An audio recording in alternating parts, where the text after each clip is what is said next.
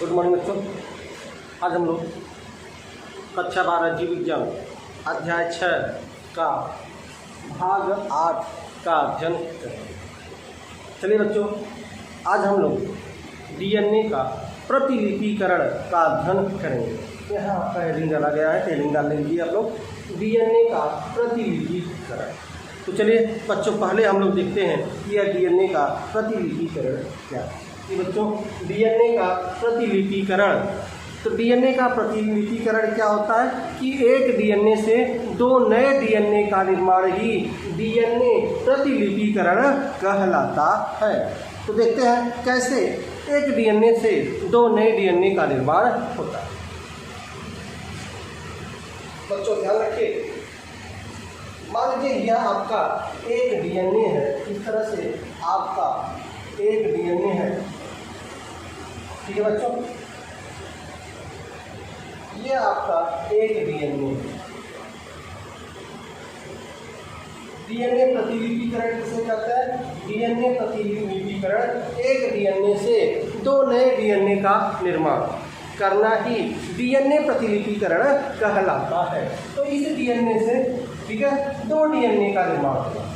एक ही डीएनए से दो डीएनए का निर्माण होना डीएनए प्रतिलिपिकरण कहलाता है। इस तरह से बच्चों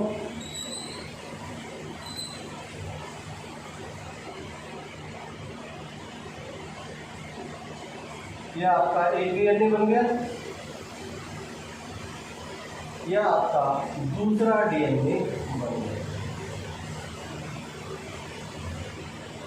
इस तरह से बच्चों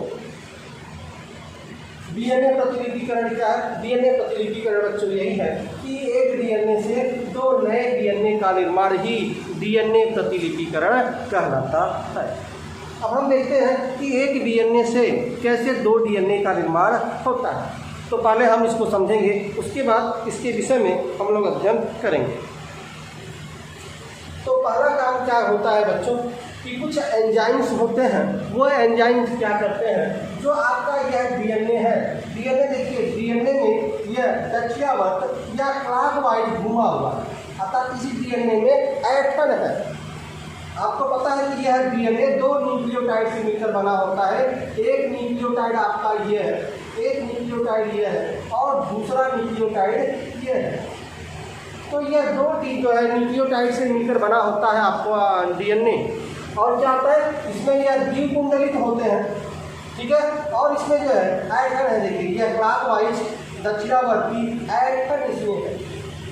तो कुछ ऐसे एंजाइम्स होते हैं, ठीक है, वो क्या करते हैं, जो इसमें यह जो एटम है, इस एटम को, अर्थात जो क्लॉकवाइज इस तरह से जो इसमें एटम है, इस एटम को खत्म करता है और उस एंजाइम का नाम है टोपोआइसोमरेज।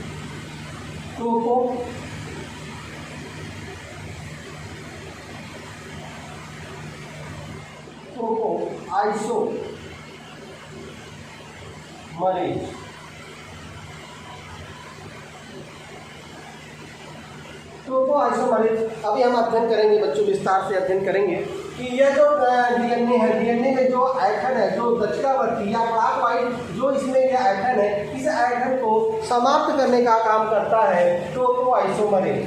टोपोआइसोमरेज क्या करता है, इस एटम को खोल देता है। जो इस तरह से एटम इसमें है, इस तरह से जो एटम है, ठीक है, इसमें डीएनए में टोपोआइसोमरेज क्या करता है, उस एटम को खोल देता है, अर्थात इसकी संरचना सीढ़ी जैसी संरचना हो जाती है। इसकी इस तरह से संरचना हो जाती है, सीधी हो जाती है। अर्थात जो एटम था, इस एटम को टोपोआइसोमरेज क्या करता है, इस एटम को समाप्त कर देता है, खोल देता है। तो इस तरह से जो है इसकी संरचना हो जाती है, अर्थात इसकी संरचना सीढ़ी जैसी संरचना हो जाती है। और यह कौन सा एंजाइम काम करता है, यह टोपोआइसोमरेज एंजाइम काम करता है, इसके एटम को खोलने का कार्य करता है।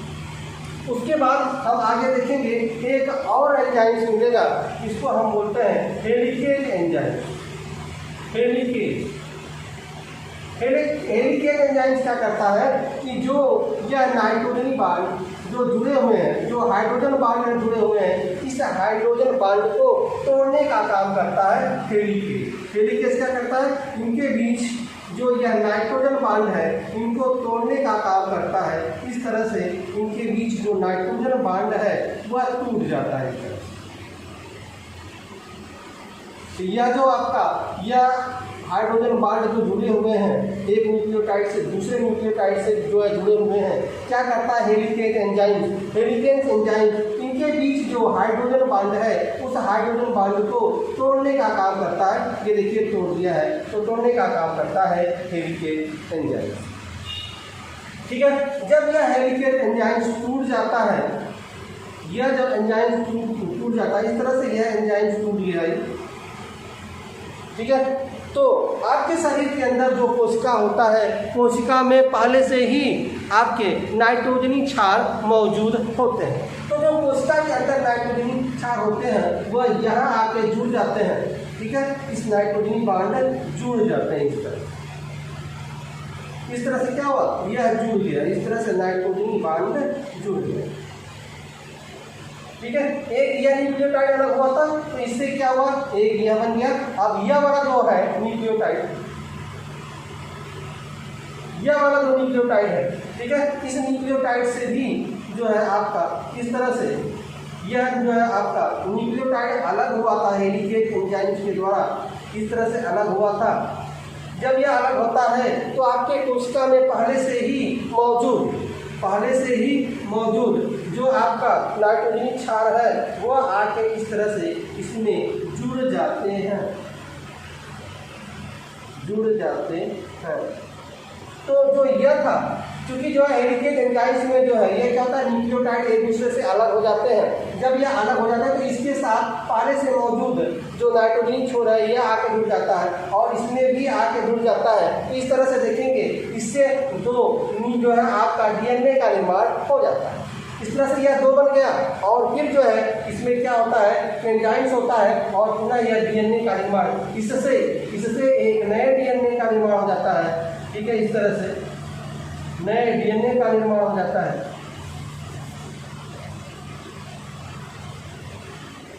इस तरह से देखेंगे नए डीएनए का निर्माण हो गया और इससे भी एक नए डीएनए का निर्माण इस तरह से हो जाता है। ठीक है, तो हमने देखा कि जो है एक डीएनए से दो डीएनए का निर्माण इस तरह से हो जाता है। इसी को ही डीएनए का प्रतिलिपिकरण कहते हैं।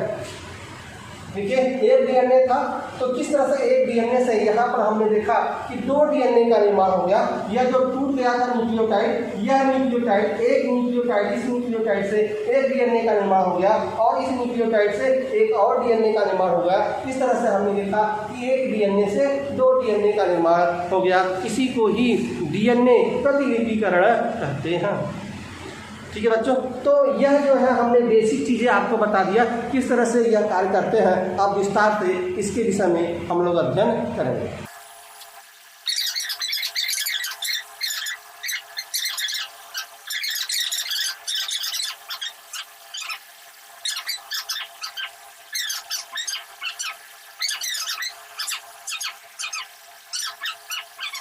कितने एंजाइम्स, ठीक है, डीएनए प्रतिलिपिकरण में कार्य करते हैं। तो किस तरह से जो है यह एंजाइम्स काम करते हैं डीएनए प्रतिलिपिकरण में, इसका हम अध्ययन करेंगे।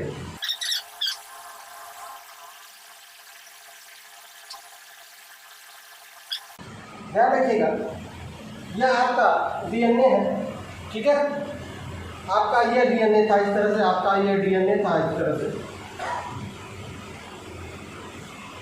इस तरह से यह आपका डीएनए था। ठीक है, और ध्यान रखिएगा कि जब इस डीएनए पर पॉलीमरेज आ जाता है, इस जब डीएनए पर टोकोआइसोमरेज एक एंजाइम है, जब इस डीएनए पर आ जाता है टोकोआइसोमरेज, तो क्या करता है टोकोआइसोमरेज, जो डीएनए का ऐठन है या जो कुंडलन है उस कुंडलन को खोल देता है। डीएनए में यह जो कुंडलन है, ठीक है, अर्थात जो ऐठन है, जो दक्षिणावर्ती या क्लॉकवाइज जो इस तरह से इनका घुमाव है, यह टोपोआइसोमरेज क्या करता है, इस घुमाव को समाप्त कर देता है, अर्थात कुंडलन को खोल देता है।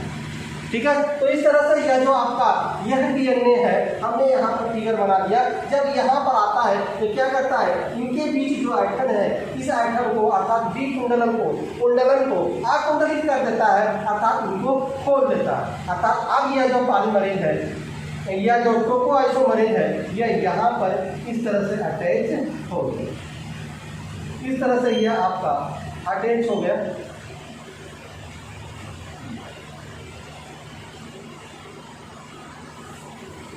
ठीक है बच्चों, और ये क्या है, यह आपका टोपोआइसोमरेज है। यह टोपोआइसोमरेज है, टोपोआइसोमरेज।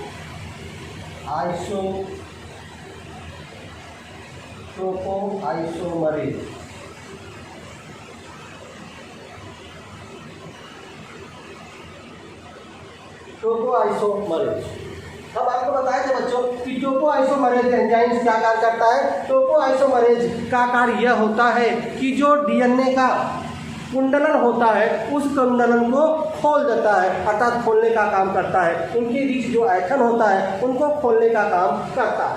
और ये देखिए, यह जो आपका टोपोआइसोमरेज है, ठीक है, यहाँ से अब यहाँ तक आ गया, अर्थात यहाँ तक इनका जो कुंडलन था, जो ऐठन था, उस ऐठन को खोल दिया।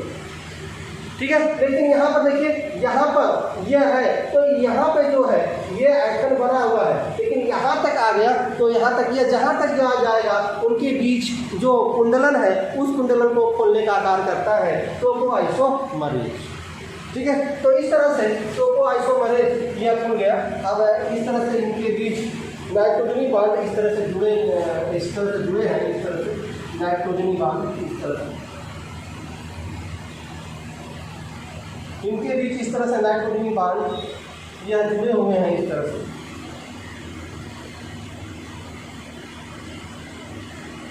ठीक है बच्चों, तो यह काम रहा टोपोआइसोमरेज। अब दूसरा कार्य देखते हैं, हेलिकेज। दूसरा जो एंजाइम्स है हेलिकेज एंजाइम्स क्या करता है, हेलिकेज एंजाइम्स जो इनके बीच हाइड्रोजनी बांड है, उस हाइड्रोजनी बांड को तोड़ने का कार्य करता है। हाइड्रोजनी बांड को क्या करता है, तोड़ने का कार्य करता है। मान लीजिए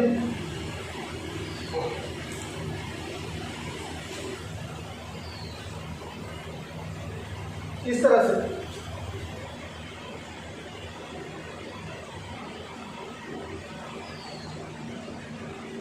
यह आपका है हेलिकेज, यह आपका है हेलिकेज एंजाइम। कौन सा एंजाइम है, यह है हेलिकेज।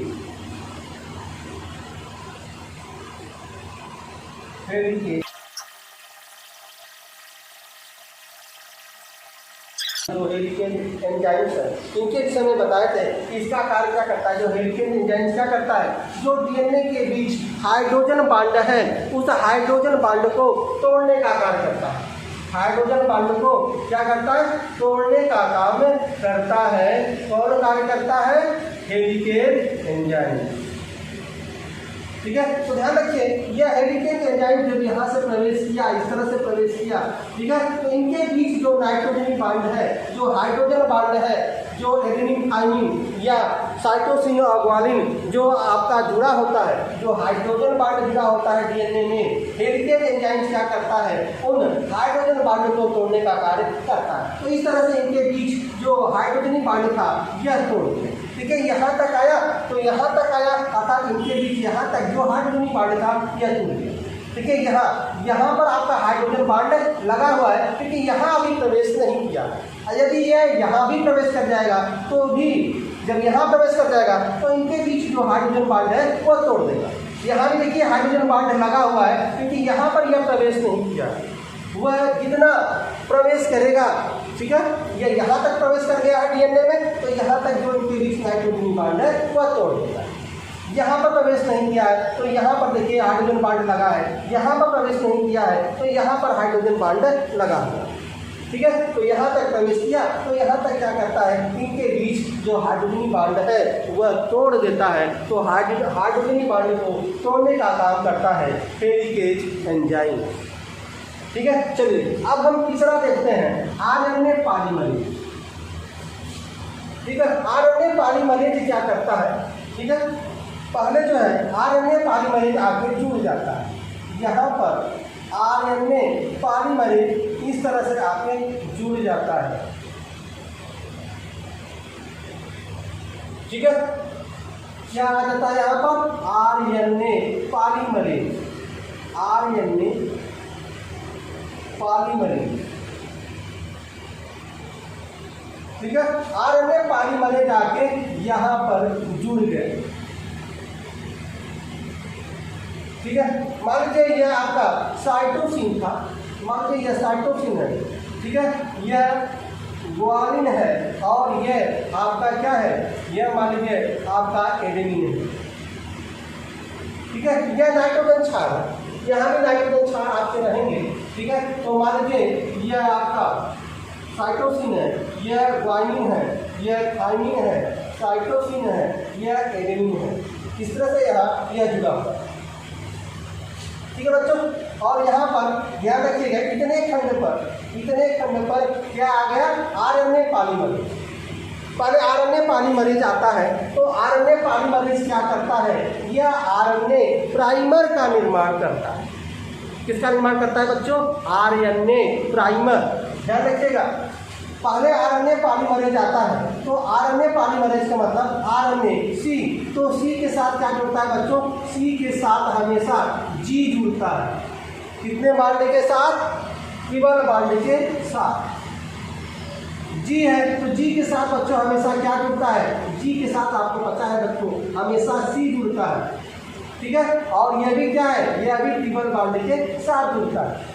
और यह ए है, ए के साथ क्या जुड़ेगा बच्चों? ध्यान रखिएगा, यह क्या है? आरएनए। आरएनए में ए के साथ क्या जुड़ता है? यूरेसिल जुड़ता है, तो यहाँ यू जुड़ गया, यूरेसिल यू, लेकिन कितने बांड के साथ? डबल बांड के साथ। इस तरह से यह इसका निर्माण हो जाता है और यह बना देता है क्या? यह बना देता है आरएनए प्राइमर। यह बन गया आरएनए प्राइमर, आरएनए प्राइमर। जब आरएनए पॉलीमरेज आके आरएनए प्राइमर का निर्माण कर लेता है, तो क्या होता है? यह जो भाग है, इस भाग पर क्या आपका डीएनए पॉलीमरेज आके जुड़ जाता है। क्या जुड़ जाता है? DNA polymerase. यहाँ पर इस तरह से डीएनए पॉलीमरेज आके जुड़ जाता है। इस तरह से डीएनए पॉलीमरेज आके डीएनए पर जुड़ जाता है। ठीक है, क्या है बच्चों? ये है DNA polymerase, DNA polymerase. DNA polymerase आके जुड़ जाता है। ठीक है, ध्यान रखिएगा, आरएनए पॉलीमरेज के बाद जब आरएनए प्राइमर बन जाता है, तो आरएनए प्राइमर बनने के बाद इस डीएनए पर डीएनए पॉलीमरेज जुड़ जाता है। ठीक है, जब डीएनए पॉलीमरेज डीएनए पर जुड़ जाता है, तो डीएनए का प्रतिलिपिकरण प्रारंभ हो जाता है। ठीक है, ध्यान रखिएगा बच्चों, यहाँ पर दो स्टैंड है, एक स्टैंड यह है और दूसरा स्टैंड यह है। स्टैंड या जिसको हम रज्जुक बोलते हैं, जिसको आप रस्सी समझे थे पिछले वीडियो में, तो यह जो आपका स्टैंड है, मान लीजिए यह स्टैंड यदि 3 डैश है, 3 डैश से यह शुरू होता है, तो इसका अंतिम वाला जो छोर होगा वह किस पर समाप्त होगा? वह 5 डैश स्टैंड पर समाप्त होगा। इसके विषय में हम लोगों ने अध्ययन कर लिया है कि एक 3 डैश है तो दूसरा छोर जो है 5 डैश होगा। अब यदि यह वाला स्टैंड यदि 5 डैश स्टैंड हो या 5 डैश हो, तो इसका अंतिम वाला छोर देखिए, अंतिम वाला छोर यह क्या होगा? यह 3 डैश स्टैंड होगा। ठीक है बच्चों, इसके विषय में हम लोगों ने अध्ययन कर लिया है। अगर आपको देखना हो तो पिछले वाला वीडियो आप जाके देखें। ठीक है। अब ध्यान दीजिए बच्चों, यहाँ पर जब डीएनए पॉलीमरेज जुड़ता है तो ध्यान रखिएगा आपके कोशिका में पहले से ही नाइट्रोजनी क्षार मौजूद रहता है। जब यहाँ पर डीएनए पॉलीमरेज आके जुड़ गया तो आपके कोशिका में जो पहले से नाइट्रोजनी क्षार मौजूद था वह आके जुड़ जाता है। ठीक है, यहाँ पर आके इस तरह से आके जुड़ जाता है। ठीक है बच्चों। अब चूंकि यहाँ पर एडेनिन है तो एडेनिन के साथ क्या जुड़ता है बच्चों? थाइमिन जुड़ता है। साइटोसिन है तो साइटोसिन के साथ क्या जुड़ता है? ग्वानिन जुड़ता है। थाइमिन है तो थाइमिन के साथ एडेनिन जुड़ता है। ग्वानिन के साथ साइटोसिन और साइटोसिन के साथ ग्वानिन। ठीक है, लेकिन कितने बांड के साथ? ध्यान रखिए, साइटोसिन और ग्वानिन के साथ ट्रिपल बॉन्ड के साथ, ग्वानिन और साइटोसिन के साथ ट्रिपल बॉन्ड के साथ, थाइमिन और एडेनिन के साथ डबल बॉन्ड, साइटोसिन और ग्वानिन ट्रिपल बॉन्ड, एडेनिन और थाइमिन के साथ डबल बॉन्ड के साथ जुड़ता है। ध्यान रखिए बच्चों, यहाँ पे यह वाला जो स्टैंड था, यह स्टैंड जो 3' से आपका 5' स्टैंड है, इसको हम जनक स्टैंड कहते हैं। क्या कहते हैं? जनक स्टैंड। ध्यान रखिए बच्चों, इसको हम लोग कहते हैं जनक स्टैंड। जनक स्टैंड, यह जनक स्टैंड है। कौन सा जनक स्टैंड है? ध्यान रखिए बच्चों, जो पहले से अर्थात मातृ जनक या पैरेंट जनक, ठीक है, इसको जनक स्टैंड या पैरेंट जो है स्टैंड अर्थात जो पहले से मौजूद था। ध्यान रखिए, यह पहले से मौजूद है 3' और 5'। तो जनक स्टैंड क्या है? जनक स्टैंड 3' से 5' स्टैंड है, यह पहले से इसमें मौजूद है। ठीक है, ध्यान रखिए। अब यह जो आपका है, जो आपके पहले से कोशिका में मौजूद जो नाइट्रोजनी क्षार जुड़ते हैं वह भी आगे जुड़ जाता है। यह वाला स्टैंड, एक नया स्टैंड जुड़ गया। यह जो नया स्टैंड बना, यह तो जनक स्टैंड था 3' से 5'। अब जो नया स्टैंड आएगा, जो नया स्टैंड आएगा वो क्या होगा? ध्यान से रखिएगा कि जब डीएनए प्रतिलिपिकरण में डीएनए का बहुलक, ध्यान रखिएगा, डीएनए का बहुलक सदैव 5' से 3' की ओर होता है। इसको ध्यान रखिए बच्चों। डीएनए का बहुकलन हमेशा 5' सिरा से 3' सिरा की ओर होता है, ठीक है, हमेशा होता है। यह चीज ध्यान रखिएगा। ठीक है, जब नया आपका डीएनए का स्टैंड बनता है अर्थात डीएनए का बहुकलन होता है तो डीएनए के बहुकलन में हमेशा जो इनका स्टैंड होता है वह 5' से 3' स्टैंड की ओर हमेशा होता है। ठीक है बच्चों, यह ध्यान रखिएगा। यह ध्यान देने योग्य चीज़ें हैं, यह भूलिएगा मत। यह याद रखिए कि जब नया स्टैंड बनता है अर्थात डीएनए का बहुकलन होता है तो इनका जो स्टैंड होता है वह 5' से 3' की ओर हमेशा होता है। ठीक है बच्चों, अब ध्यान रखिए, यदि जनक स्टैंड 3' से 5' हो तथा नया स्टैंड 5' से 3' स्टैंड की ओर हो तो यह जो स्टैंड होता है वह सतत होता है। क्या होता है? सतत। हिंदी में सतत कहते हैं और इंग्लिश में कॉन्टिन्यूअस।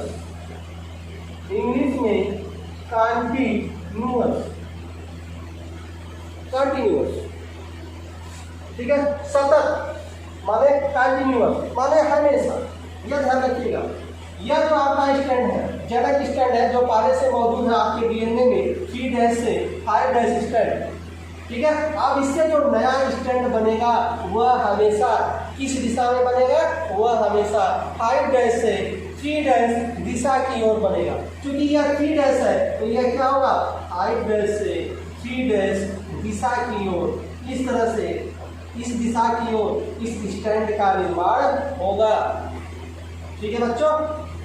और चूंकि इस स्टैंड को सतत स्टैंड या कंटिन्यूअस स्टैंड कहते हैं, यह सतत लगातार जो है इसमें क्या होता है, इसका निर्माण होता है, कहीं भी इसका खंड नहीं बनता, कहीं भी ब्रेक नहीं होता, लगातार इस पर निर्माण होता रहता है, इसीलिए इस स्टैंड को सतत या कंटिन्यूअस स्टैंड कहते हैं।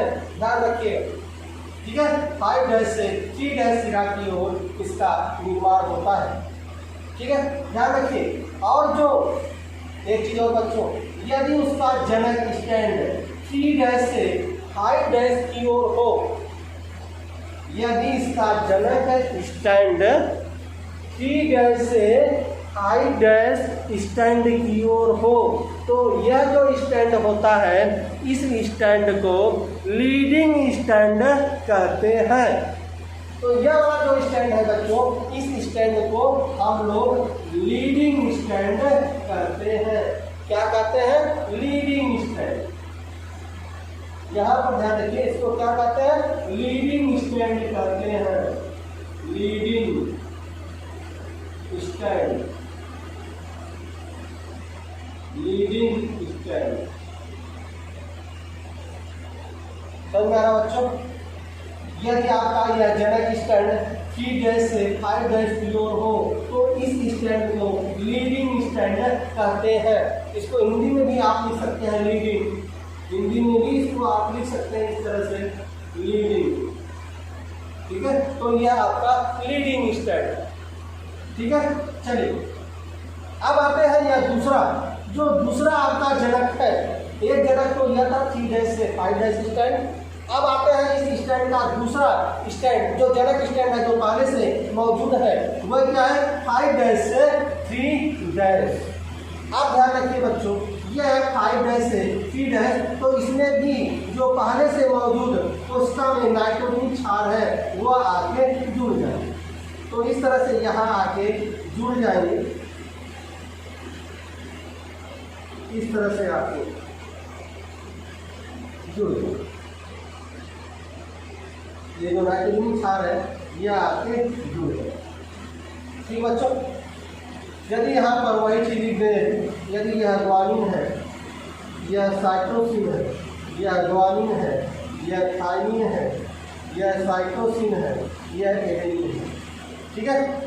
तो आपको पता है कि यदि एडेनिन है तो डबल बॉन्ड के साथ एडेनिन के साथ क्या जुड़ेगा? थाइमिन। यह साइटोसिन है तो ट्रिपल बॉन्ड जुड़ेगा, लेकिन क्या होगा? ग्वानिन। यह थाइमिन है तो थाइमिन के साथ डबल बॉन्ड क्या जुड़ेगा? एडेनिन। यह ग्वानिन है तो ग्वानिन के साथ ट्रिपल बॉन्ड क्या जुड़ेगा? साइटोसिन। यह साइटोसिन है तो ट्रिपल बॉन्ड के साथ क्या जुड़ेगा? ग्वानिन। इस तरह से जुड़ता है बच्चों, लेकिन ध्यान रखिएगा यह खंड में जुड़ता है। यहाँ ध्यान रखिए बच्चों, यदि आपका जनक स्टैंड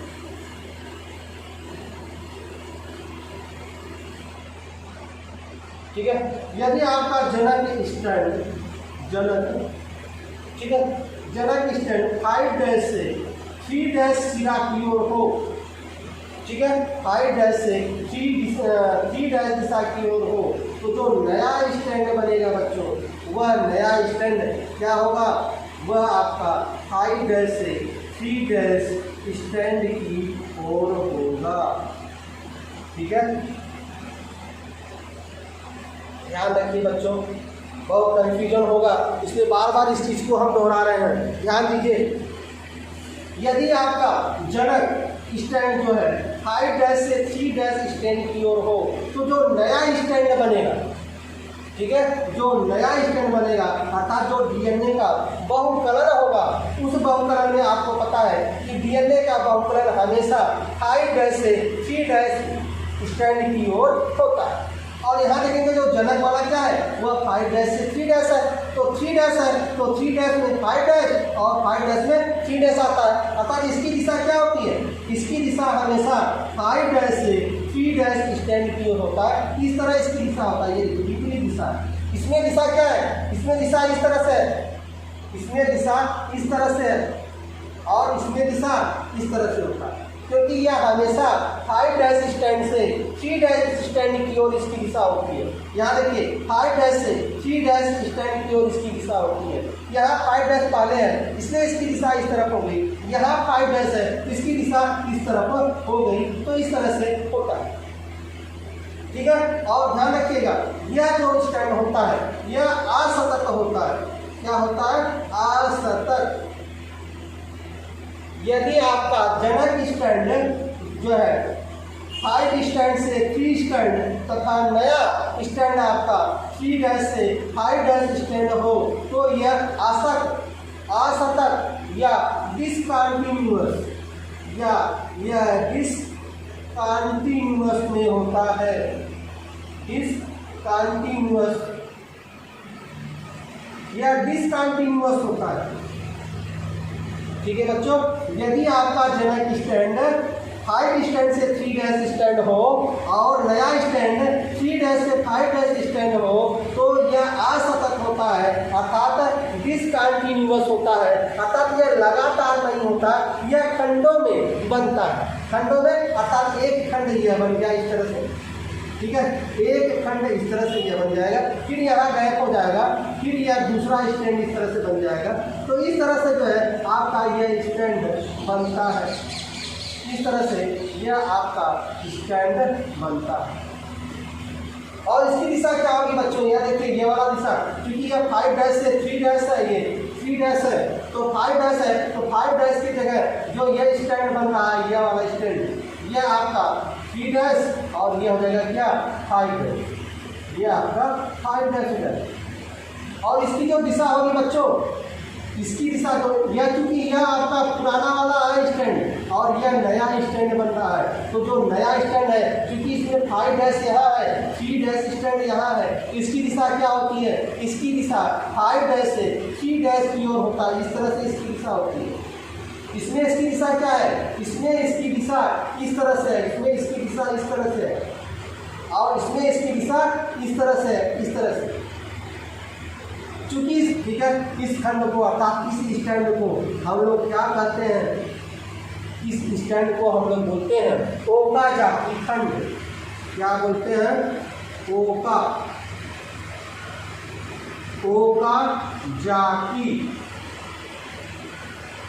ओकाजाकी खंड। ओकाजाकी खंड। ध्यान रखिए बच्चों, यह ओकाजाकी खंड क्या है?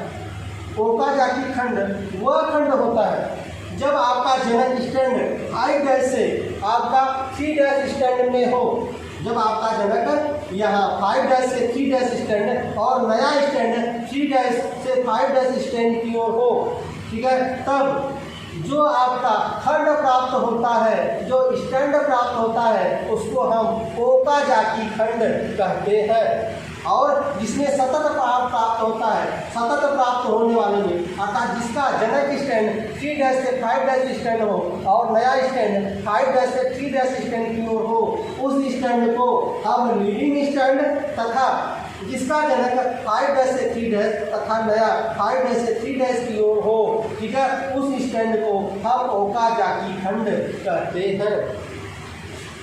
ठीक है बच्चों, तो यह डीएनए प्रतिलिपिकरण है। इस तरह से देखेंगे यह इसका खंड हो गया। तो हमने देखा कि जो डीएनए पॉलीमरेज है, जब डीएनए पॉलीमरेज आके जुड़ जाता है तो डीएनए का प्रतिलिपिकरण प्रारंभ हो जाता है।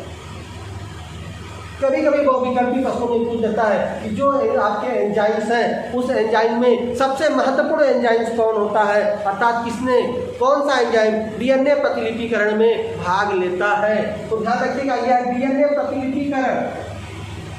प्रतिलिपिकरण तो सभी एंजाइम में भाग लेते हैं, लेकिन सबसे महत्वपूर्ण एंजाइम्स कौन है? तो सबसे महत्वपूर्ण एंजाइम जो है वही डीएनए पॉलीमरेज है। जब डीएनए पॉलीमरेज आके जुड़ जाता है डीएनए पर, तब डीएनए का प्रतिलिपिकरण प्रारंभ हो जाता है। ठीक है बच्चों, अब ध्यान रखिए, मैंने अब एक और एंजाइम बचा, डीएनए लाइकेज। यह डीएनए लाइकेज क्या है?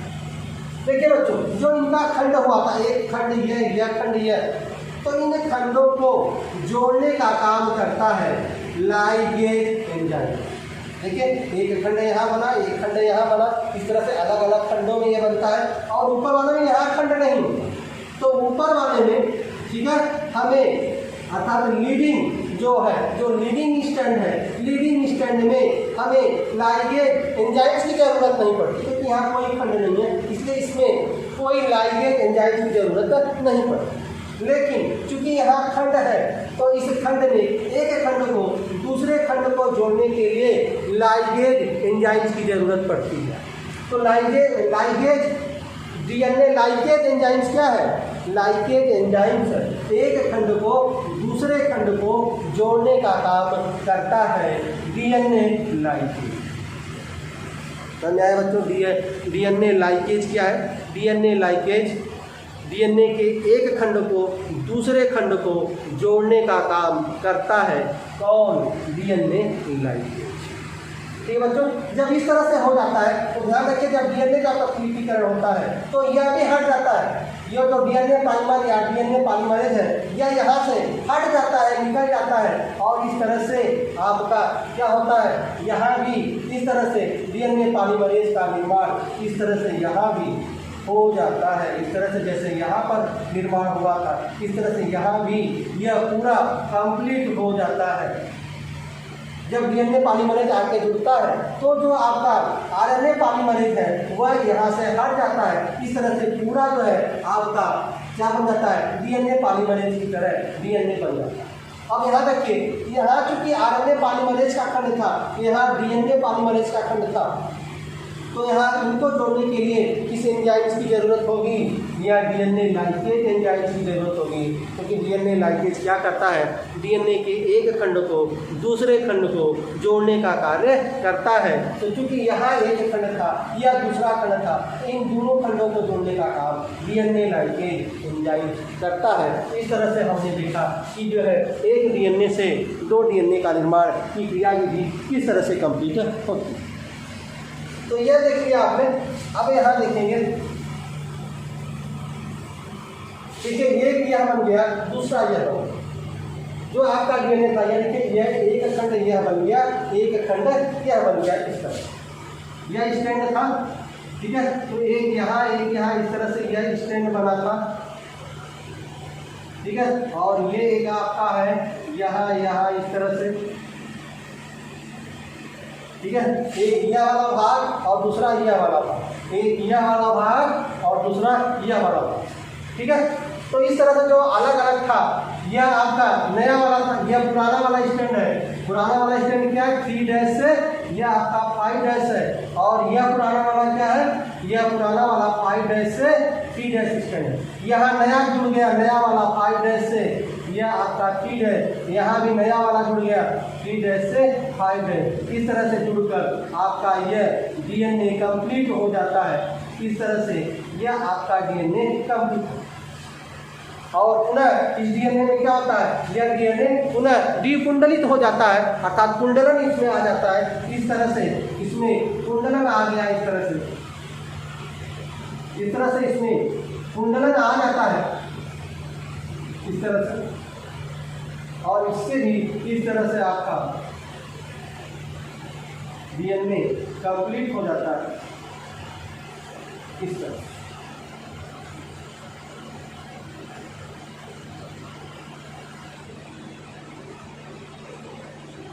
तो एक यह बना था, दूसरा यह बना था सीढ़ीनुमा संरचना। अब जो आइसोमरेज के एंजाइम की सहायता से पुनः यह क्या होता है? यह दक्षिणावर्ती या क्लॉकवाइज घूम जाता है, और जब घूम जाता है तो इससे यह डीएनए बन गया और इससे यह डीएनए हो गया। इस तरह से एक डीएनए से हमने दो डीएनए का निर्माण कर लिया, और इसी को हम लोग कहते हैं डीएनए का प्रतिलिपिकरण।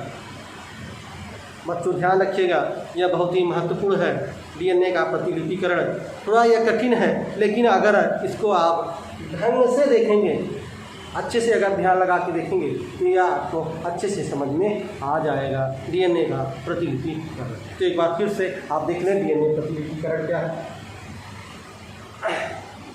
बच्चों डीएनए प्रतिलिपिकरण क्या है? एक डीएनए से दो डीएनए के निर्माण को ही डीएनए प्रतिलिपिकरण कहते हैं।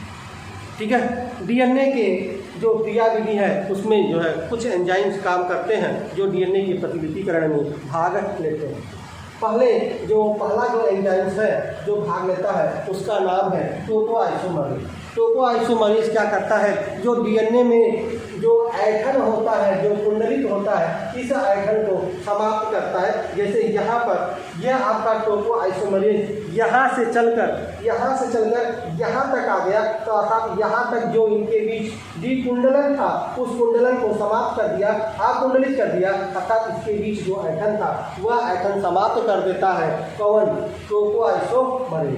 पूछता है टोपोआइसोमरेज का कार्य क्या है? तो टोपोआइसोमरेज का कार्य क्या है कि डीएनए के कुंडलन को खोलने का कार्य करता है, अर्थात अकुंडलित करने का कार्य करता है। कौन सा एंजाइम? टोपोआइसोमरेज। दूसरा जो आपका हेलिकेज एंजाइम है, यह क्या करता है? हेलिकेज एंजाइम जो डीएनए के बीच यह नाइट्रोजनी बांड है, इस नाइट्रोजनी बांड को तोड़ने का काम करता है। कौन काम करता है? Helicase enzyme. तो हेलिकेज एंजाइम का कार्य क्या है? हेलिकेज एंजाइम का कार्य है डीएनए के बीच जो हाइड्रोजनी बांड है उसको तोड़ने का काम करता है हेलिकेज एंजाइम। यही हेलिकेज एंजाइम का कार्य है। अब आते हैं हेलिकेज एंजाइम के बाद, ठीक है, आरएनए पॉलीमरेज। आरएनए पॉलीमरेज क्या करता है? सबसे पहले डीएनए पर आरएनए पॉलीमरेज जुड़ता है और आरएनए पॉलीमरेज अपना आरएनए प्राइमर बनाता है। जैसे ही आरएनए जो है प्राइमर बनता है, ठीक वैसे ही उसी समय डीएनए पर डीएनए पॉलीमरेज आके जुड़ जाता है। ध्यान रखिएगा बच्चों, जब तक आरएनए प्राइमर नहीं बनेगा तब तक डीएनए पर डीएनए पॉलीमरेज आके नहीं जुड़ पाए। तो डीएनए पर डीएनए पॉलीमरेज जुड़े, इसके लिए पहले आरएनए प्राइमर का निर्माण होना चाहिए। तो पहले आरएनए प्राइमर का निर्माण होता है। जैसे ही आरएनए प्राइमर का निर्माण होता है, आपके डीएनए पर डीएनए पॉलीमरेज आके जुड़ जाता है। और डीएनए पॉलीमरेज ही क्या करता है?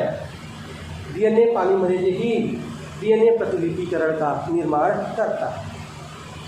डीएनए पॉलीमरेज जुड़ गया तो डीएनए पॉलीमरेज क्या करता है? जो आपका टूटा हुआ जो है नाइट्रोजनी क्षार है, आपके कोशिका के अंदर, शरीर के अंदर जो कोशिका होती है उसमें पहले से ही नाइट्रोजनी क्षार मौजूद होते हैं जो आके जुड़ जाते हैं।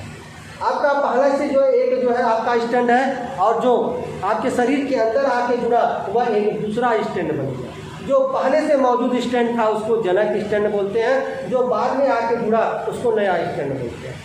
यदि आपका जनक स्टैंड 3' से 5' है तो डीएनए के बहुकलन में हमेशा जो स्टैंड होता है वह 5' से 3' जो स्टैंड की ओर हमेशा चलता है।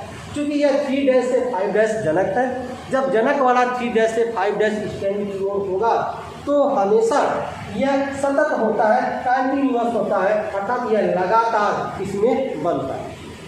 यदि ठीक है, और इस तरह के स्टैंड को हम लीडिंग स्टैंड कहते हैं। यदि आप इनका जनक स्टैंड 3' से 5' स्टैंड है तो इस स्टैंड को हम लीडिंग स्टैंड कहते हैं, ठीक है। और यदि आपका जनक स्टैंड 5' से 3' स्टैंड का है तो इस स्टैंड को, अर्थात इनके बीच जो डीएनए का खंड बनता है वह डीएनए खंड में बनता है। ध्यान रखिए बच्चों, यह जो दूसरा है, यदि जनक स्टैंड 5' से 3' है तो जो नया स्टैंड बनेगा वह 5' से 3' की ओर बनेगा, इस तरह बनेगा, ठीक है। अर्थात जब जनक 5' से 3' होगा तो इनके बीच जो बनेगा जो है डीएनए वह खंड के रूप में बनेगा। वह जो डीएनए खंड के रूप में बन रहा है उसी को ही हम ओकाजाकी खंड कहते हैं। ओकाजाकी खंड कब बनेगा बच्चों? जब जनक स्टैंड 5' से 3' स्टैंड में हो तब आपका ओकाजाकी खंड बनता है, ठीक है। तो इस तरह से यह ओकाजाकी खंड बनता है, क्योंकि जब जनक 5' से 3' स्टैंड में हो जाएगा तो यह असतत होता है, असतत, ठीक है, डिसकंटिन्यूअस, अर्थात यह लगातार इसका निर्माण नहीं होता, खंड के रूप में निर्माण होता है। एक खंड फिर बीच में गैप हो जाता है, दूसरा खंड फिर बीच में गैप हो जाता है, तीसरा खंड, इस तरह से यह खंड के रूप में डीएनए की जो है निर्माण होता है और इसको ओकाजाकी खंड कहते हैं। यह जो अलग अलग खंड हो गया, इन दोनों खंडों को जोड़ने के लिए एक नए एंजाइम्स की आवश्यकता होती है और उस एंजाइम का नाम है क्या? उस एंजाइम का नाम है लाइकेज एंजाइम। यह एक खंड को दूसरे खंड को जो जोड़ता है वह कौन सा एंजाइम है? वह लाइकेज एंजाइम है। लाइकेज एंजाइम इनको जोड़ने का कार्य करता है, ठीक है। और उसके बाद जो यह आपका आरएनए पॉलीमरेज जो आके जुड़ा था शुरू में और जो जिससे आरएनए प्राइमर बना था, यह हट जाता है। अब यह हट जाता है तो यह प्रक्रिया पूरा जो है यहाँ तक कंप्लीट हो जाता है।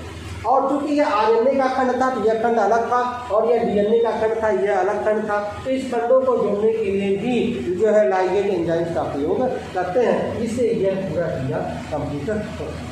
इस तरह से हमने देखा कि जो है एक डीएनए से दो खंड हुआ था, इस तरह से दो सीढ़ियाँ बनी थी। अब यह दोनों मिलकर दो सीढ़ियाँ बन गई, पुनः इसमें दक्षिणावर्त या क्लॉकवाइज एटम हो जाता है और एक डीएनए से दो डीएनए का निर्माण हो जाता है। इसे ही हम डीएनए का प्रतिनिधिकरण, ठीक है बच्चों। तो यह डीएनए का प्रतिनिधिकरण पूरी अच्छी तरह से समाप्त हुआ। अच्छे से देखिएगा, ठीक है, आपको अच्छे से समझ में आएगा, ठीक है। अगला अध्ययन अगले वीडियो में देखें, तब तक के लिए।